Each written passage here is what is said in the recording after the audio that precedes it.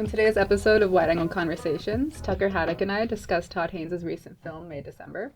Before we begin, I want to provide a content warning for themes like sexual and psychological abuse, statutory rape, and grooming. If you'd like to avoid these topics, then you might want to check out one of our other episodes instead. Hello, and welcome to our visual media podcast, Wide Angle Conversations. Here at WAC, we invite UC Davis graduate students and faculty to speak with us about a visual media text of their choice. And today we are thrilled to have our friend and colleague, Tucker Haddock. Hailing from New England, Tucker is a graduate student in the English PhD program at UC Davis. Their current project uses speculative fiction to critique American empire's production of disposable populations in the 20th century. Outside the academy, their interests include hyperpop, age gap discourse, and good old-fashioned diva worship. Get ready to hear from one of the sharpest minds here at the UC Davis English department. So for today's show, Tucker has chosen the film May December, which features incredible performances from Julianne Moore, Natalie Portman, and Charles Melton. May December is based on a screenplay by Sammy Birch and directed by Todd Haynes, who's directed some incredible movies like Safe, Velvet Goldmine, and Carol. Inspired in part by the true story of Mary Kay Letourneau and Vili Falau, the film follows an actress named Elizabeth who travels to Georgia to meet and study the life of the controversial woman, Gracie, who she is set to play in a film. Gracie is infamous nationally and locally, and perhaps also internationally, if it follows the Mary Kay Letourneau story, for a relationship with her husband, Joe, played by Charles Melton, whom she began to sexually abuse and groom when she was 36 and he was 13. At the time when we meet them, Gracie and Joe have a daughter in college and a son and daughter about to graduate from high school, all of them older than Joe was when Gracie's abuse of him began.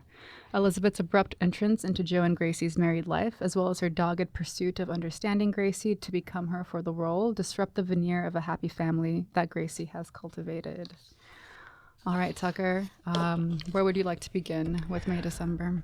Just to get right into it, I'd love to talk about what this movie does with genre. I think it plays around with it so fantastically. I love its use of melodrama right off the bat, and like the sort of opening credit sequence. You get the really lush sort of piano music that it almost makes the movie immediately feel a little anachronistic. It reminds me more of 80s, 90s film, the sort of scoring work that it does.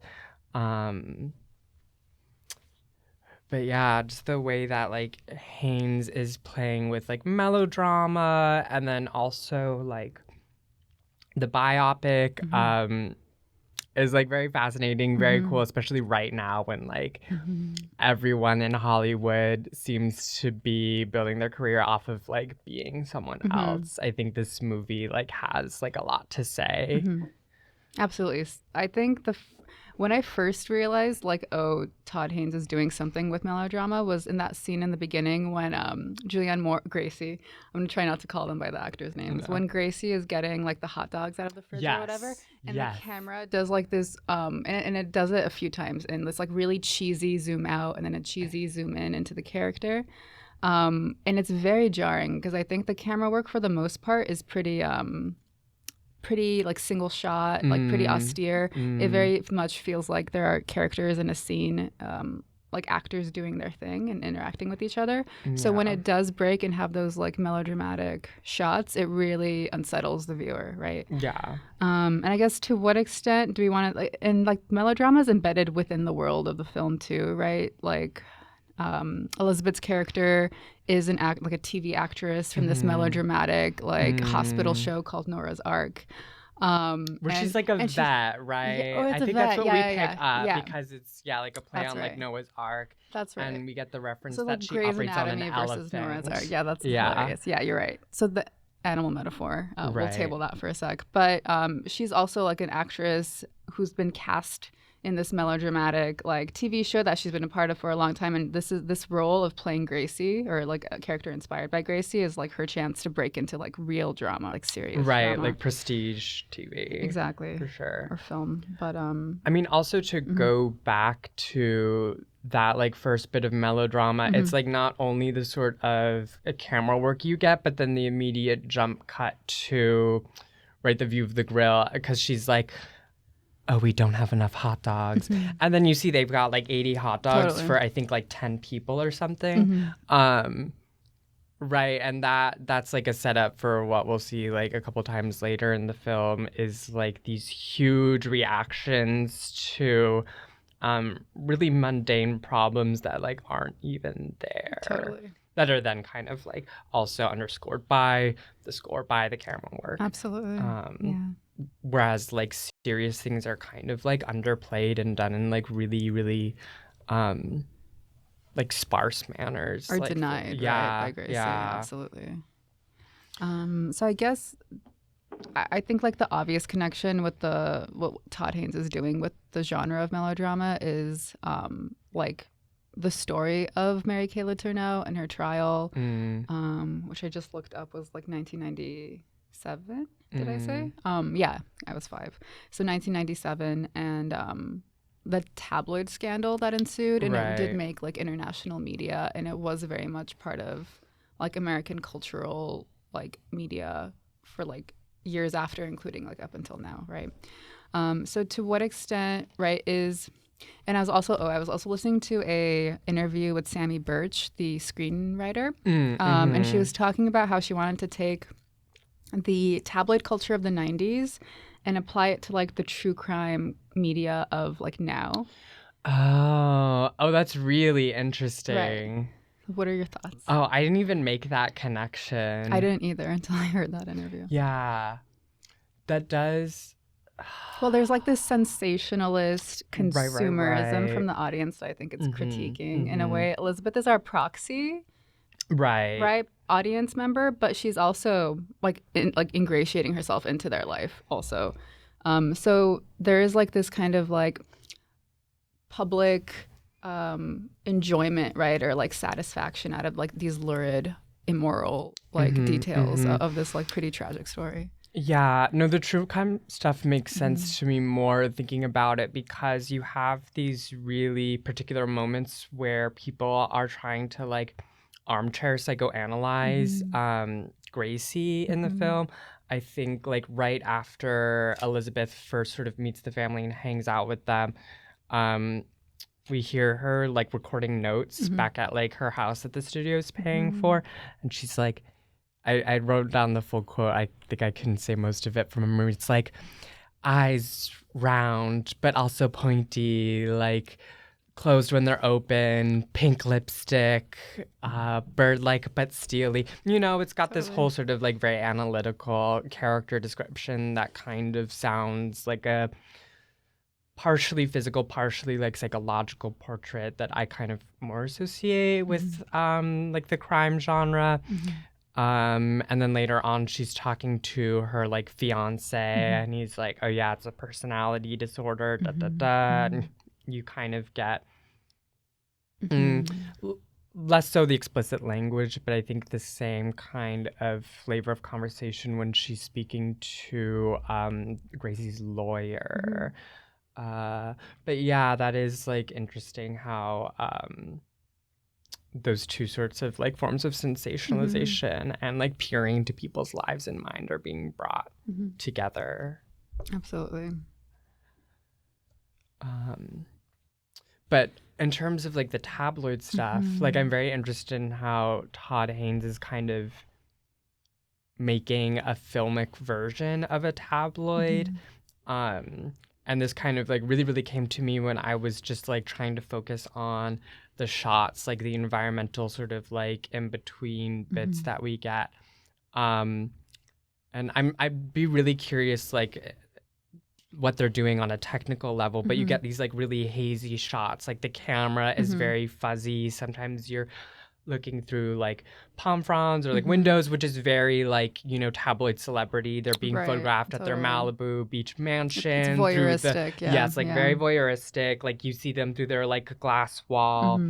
Or you catch them like out at the beach through the palm fronds. But then the fuzziness of the camera to me is very reminiscent of those like cheap tabloids where it's like you can kind of like see the actual like printer ink. You pick it up like in line at the grocery store. Like the camera work is really like doing that sort of visual production, which I thought was like really fascinating and beautiful because the way it comes off is like not cheap, but there's almost like an old Hollywood element to like the fuzziness of the camera. I like It's very lush. Yeah, I even though I haven't seen the movie, but I know it's sort of like shots. It is in Georgia as well. Yeah, so that helps. I was thinking like on Golden Pond or whatever, you know? Absolutely. I guess in terms of like that element of gossip, like mags or like tabloid magazines, also interestingly started like through the marketing process of the film too.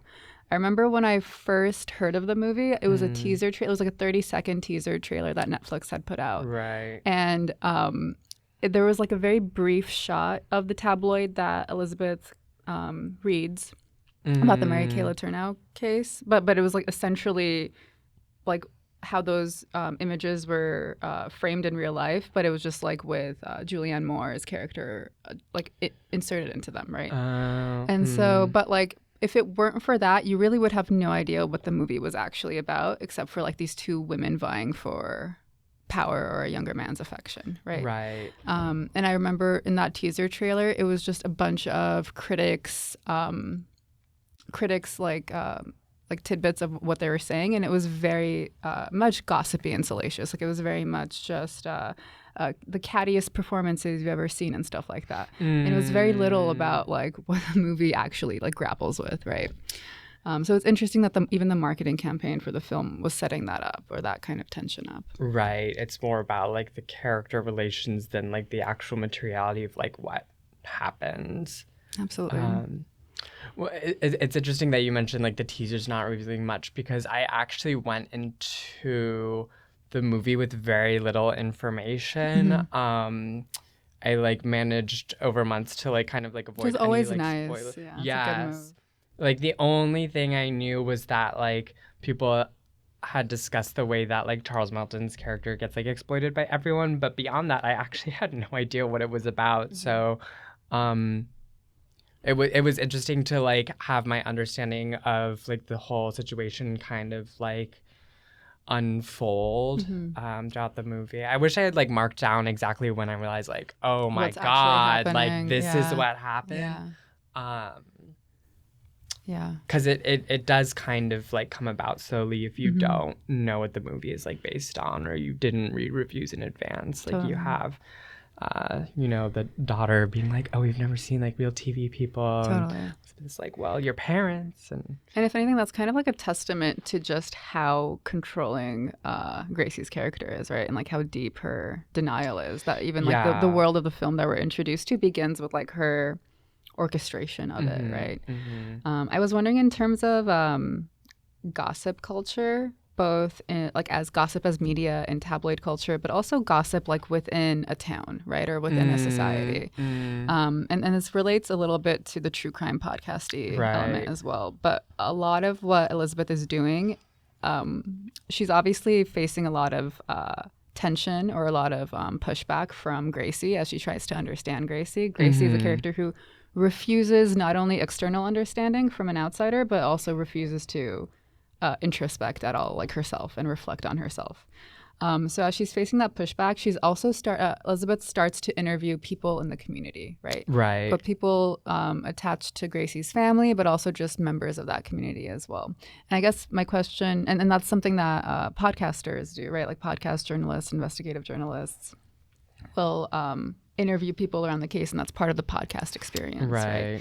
And so I guess what is your take on just like that social function and the interview processes that Gracie that Elizabeth does to try to understand Gracie ultimately, and like how we get Gracie's like we flesh out who Gracie is through what people are talking about. I think it's interesting how like the interview format versus like the sort of like home visitor format like work to kind of distinguish like who's on the inside, who's on the outside.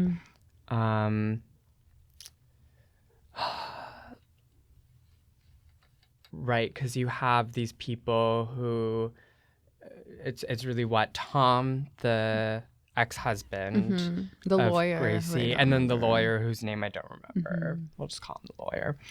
And her oldest son, Well, Georgie, which is interesting. Yeah. because, right, she doesn't set up like a talk with him. He kind of like breaks That's in. true. And She was so, talking to the lawyer, right? yes, and then he's in, like playing a show at the restaurant where they're meeting. And so, and this is Georgie's son from her first marriage. yeah. Or Gracie's son from her first marriage, Georgie. Yeah. So he's interesting because throughout the movie, right, he's like this rupture. And he's like also like something of an enigma. And in that way, I think is like the most similar to his mother, to Gracie. Right, like he can't be like formally met. He only kind of like comes and goes as he pleases from Elizabeth's sort of like process of trying to get to know Gracie like as a character. He has this conniving element. He tells partial truths. People have like the fact that he's kind of like repeatedly described as being like very sensitive and very sweet, but we see this like deep pool of like rage that he sort of carries around is like a really interesting like schism.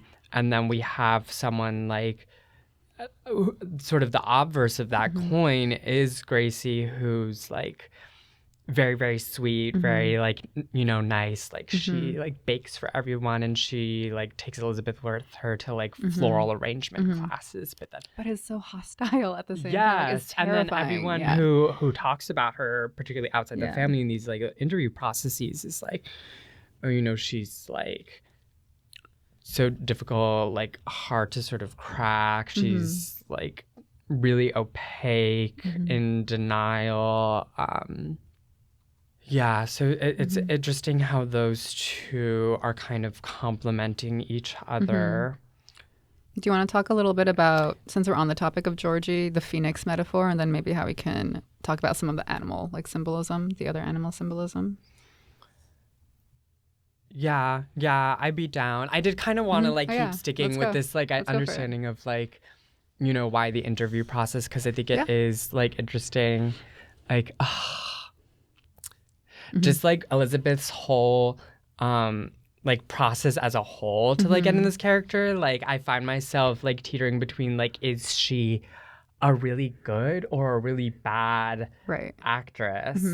Because she does like all this really interesting ethnographic work, which makes her seem like really, really good. And like, oh, she's like so in depth. As I'm like describing this, I'm thinking of Lady Gaga's preparation for House of Gucci, where she'd be like, I drove to the spot where she did it, where she shot him, and I felt something come over me.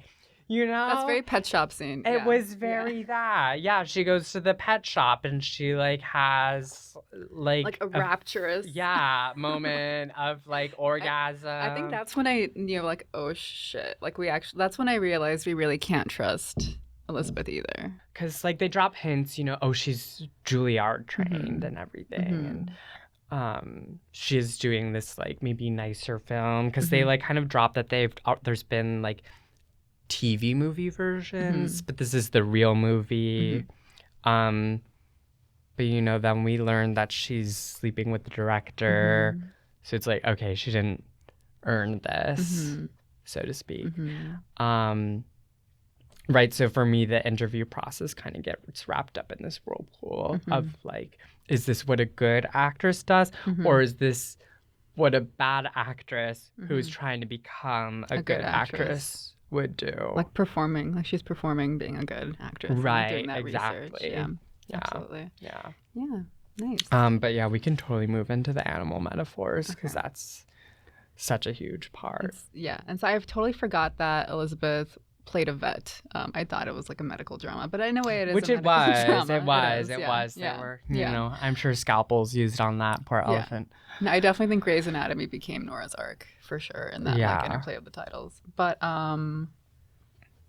where do we begin? I think like the butterflies feature a lot. We can kind of talk about like what Joe does with his spare time. And also, I guess we should maybe go to the beginning, because they met in a pet shop. In a pet shop. Yeah. So Gracie's abuse of Joe started when Gracie was working as a pet shop, maybe as an assistant manager or something. And she was like a 36-year-old housewife at the time. And also to note, like Georgie was in the same grade as Joe. And Joe was working just kind of like at the pet shop after school and stuff like that. And that's how it all began. And animals are going to feature throughout the movie in a lot of interesting ways. Joe, as an adult, is obsessed, has a hobby, I wouldn't say obsessed, but has a hobby of getting monarch butterfly eggs and like cultivating them and helping them like hatch and then like releasing them to kind of to help the monarch butterfly population that's dwindling. Hyperfixation is the word we use nowadays. That's all correct. Hyperfixation. And then Gracie herself is a hunter. She has 4 brothers, right? Yes. And they all like hunted together. She's from this like a family with a lot of like men, right? And from the South and all of that. And so she hunts in the film, and there are some key scenes where she is hunting as well. And Georgie refers to himself as a phoenix rising from the ashes. Immediately afterward, he says he's a ghost. And then what was the other? And then at the end, right? Towards the end, there's a kind of key scene with Gracie hunting, and she encounters a fox. And there's like this moment of communion with her and the fox kind of meeting each other's gaze. And was there any animal that I missed? I mean, just like they sort of revisit the pet shop in the end when Elizabeth is shooting the scene and she's holding the snake. That's right, the snake. Okay, so there's so many places we can start, but where would you like to start with the animals, Tucker? I would like to start with the butterflies because that's, I think, as a viewer, what caught my attention at first and started like really pulling me into the animality of this movie. I mean, for me, that was also like the first sign that like Joe is not like as well adjusted as he sort of like appears, because that is how they cast him for like a lot of the movie, is like somehow miraculously like not traumatized by being groomed and being married to this woman who is 26 years his senior. But and his abuser, like in so many ways. I mean, beyond that. But the butterflies are interesting because to me it's like a sort of loose like regression, because when I think of like caring for butterflies, specifically in the manner he does with these little, you know, like netting cages, as my mind goes back to kindergarten, because that was like, to me, the universal like kindergarten first grade experience was having a butterfly net cage in the corner of the classroom, and that was your first like nature lesson. That's you true. Had like growing up in New York, we did that.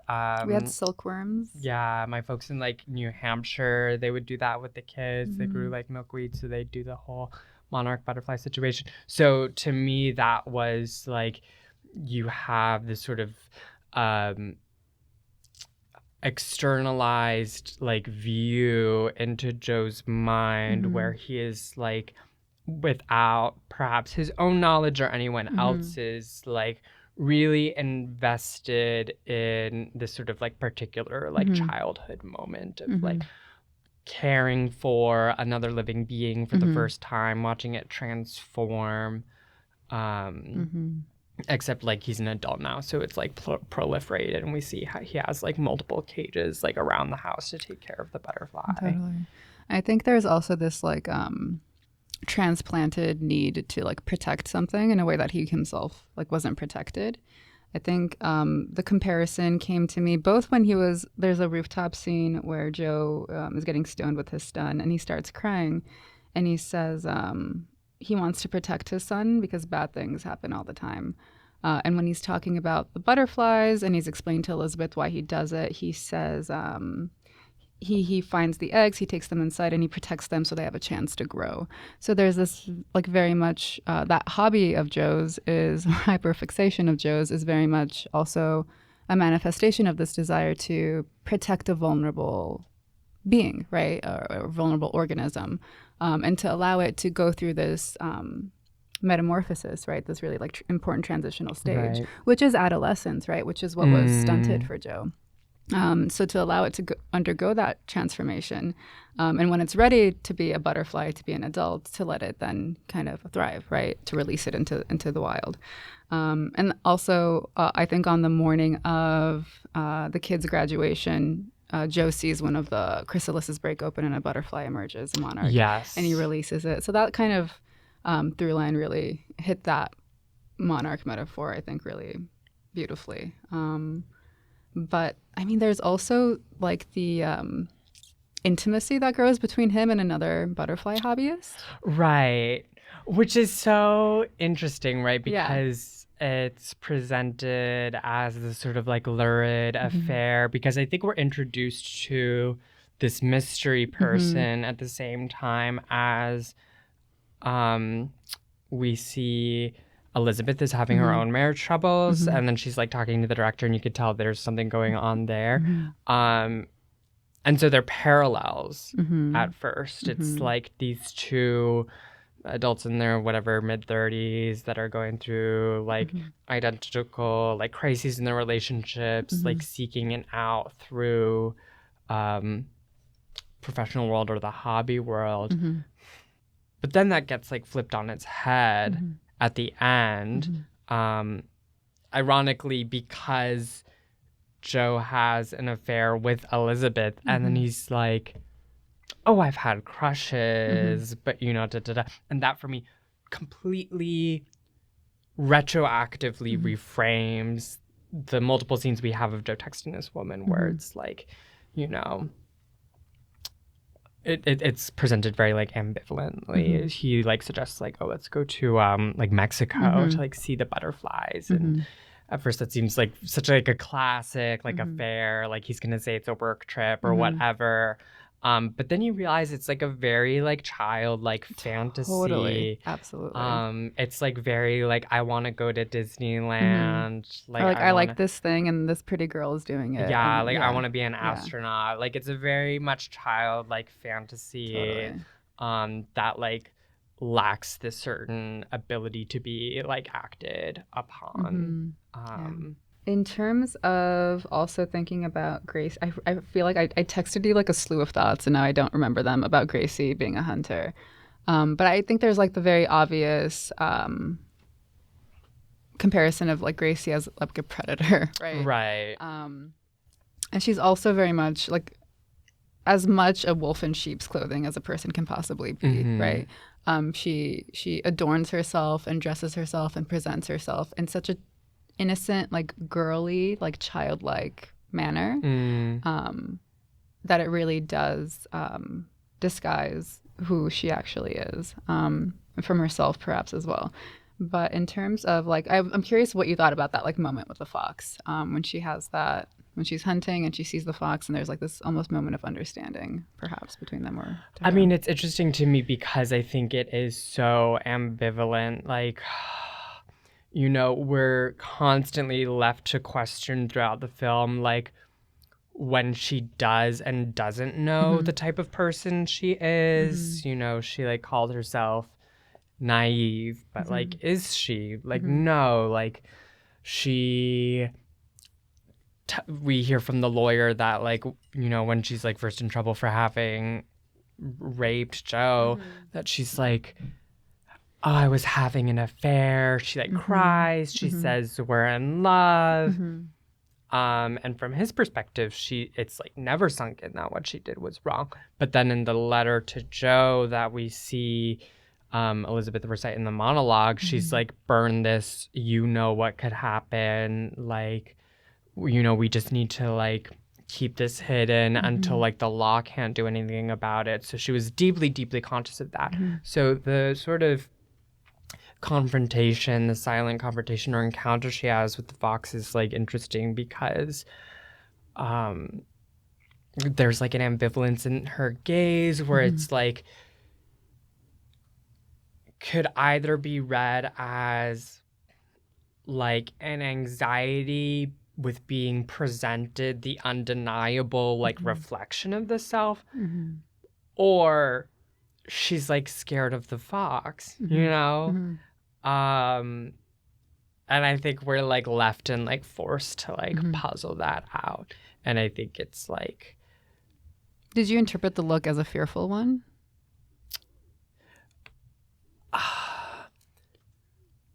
I It's okay. I can't say. That's the thing is Neither like, I think confirm I nor really- deny. Yeah. Neither confirm nor deny.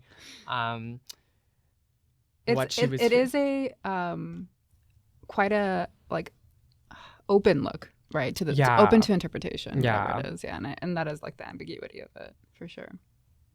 It's anxious. I think it Uh-huh. reads to me as like anxious. Okay. Like she doesn't, know what to do when something kind of like falls out of arrangement, right? Because it's like you don't eat foxes. So when you're out hunting, you're looking for prey, and when you see something that's like not prey, it's like, what do you do? And so Totally. there was like, I think like a crisis of like the sort of like arranged environment like falling Of the world, out yeah. of place Of her order, yeah. her, right? Absolutely. And it's That's great. because it's like something that is like her. Totally. Yeah, that's fantastic. And I guess that's also potentially the threat that she sees in Elizabeth, right? Like Elizabeth in trying to become like her. And so we're kind of entering the last leg of the conversation. But before I kind of mention anything else, is there something you want to cover before we wrap up? I mean, there's like so much like weird shit that Totally. happens in this movie. Yeah. Like I think like one sequence I want to attend to is like Elizabeth's like becoming Gracie and the weird like That's what I was going to go to. Yeah. So perfect. Yeah, okay. Sweet. like just the perverseness that happens. I was rewatching the scene where she goes to the high school to like give a talk to the theater class. It's like a favor. Yes. Oh my god, when she's like walking down the like high school hallway Yeah. and we see like the high schoolers looking at her and her looking back. And there's this moment where like one kid does that thing where you like jump and like touch the ceiling. Because that's how like 14-year-old boys like hit on you. It's just touching the ceiling in front of you. And we see her kind of like laugh and like look downwards, and then she's like face crack. Right.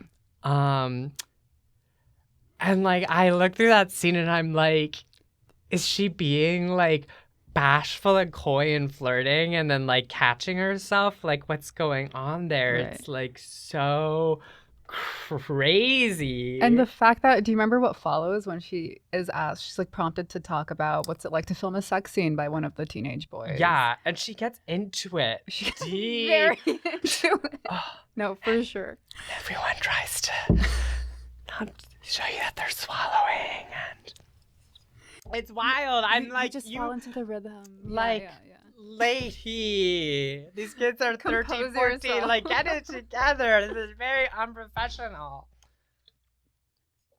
But yeah. Because it is like, it's that other moment where it's like, is she a good actress or a bad actress? She's like, oh, if I were whatever, Anne Hathaway, because we're going to presume Anne Hathaway lives in this universe Todd Haynes has created.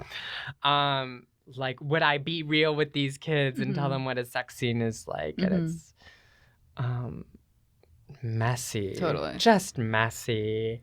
And the part where she's like watching the audition reels for the part of Joe. Oh my God. She's like, they're just not sexy enough, you know? There's this. And they're actual like 13-year-old boys. Literally, auditioning, 2002. Crazy. And she's like, yeah, like just something, you know, there's this like coolness and this like quiet assertiveness that Joe has. I'm sure he even had as a 13-year-old, and we see her looking through like photos of him as a kid. Yeah. Right, and it taps into like this like very weird zone of you are trying to present accurately the sort of like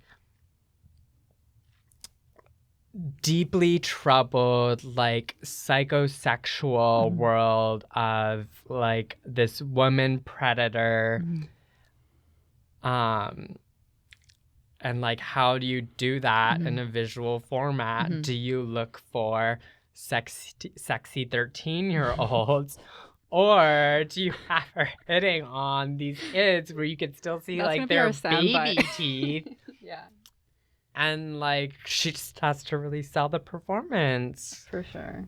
Do you remember the part where Gracie shows Elizabeth a card that Joe made for her? Yes.